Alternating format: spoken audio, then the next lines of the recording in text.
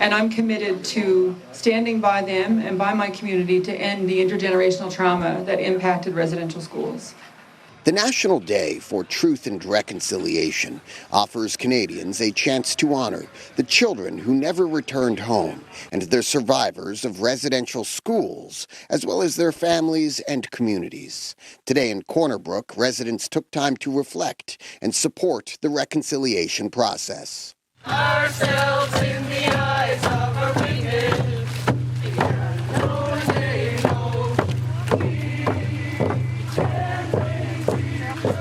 This is a day of reflection and I guess a moment to pause for us to think about the impacts to all of our communities across Turtle Island. The residential school system took so much from us, and intergenerational trauma is something that we all feel.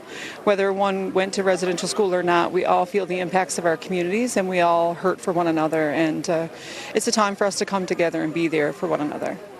Chief Jenny Brake says today is a day of reflection and a chance for communities to unite.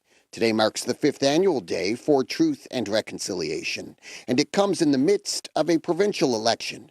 Chief Brake called on all political parties to commit to better dialogue. I feel like we're having to work a little harder with our provincial governments to really get them to come across the table, meet us halfway, and truly work together in a spirit of reconciliation.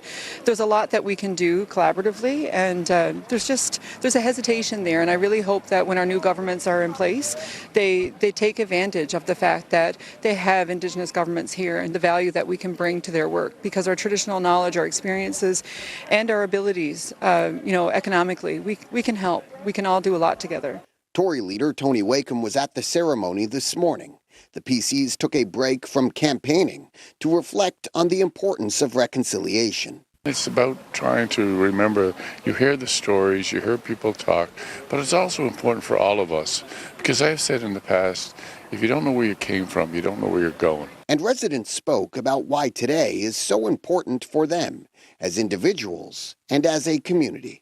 I think putting words to action is the most important thing to do at this time. We've talked about, reconciliation for many, many years. So to come out and be supportive of the Indigenous community, I think is probably the most important thing you can do as an individual. Really important to me as a grandfather. I have my 2 grandchildren here today with me, and they walk with me. And each of them had one of my eagle feathers, which were gifted me over the last couple of decades.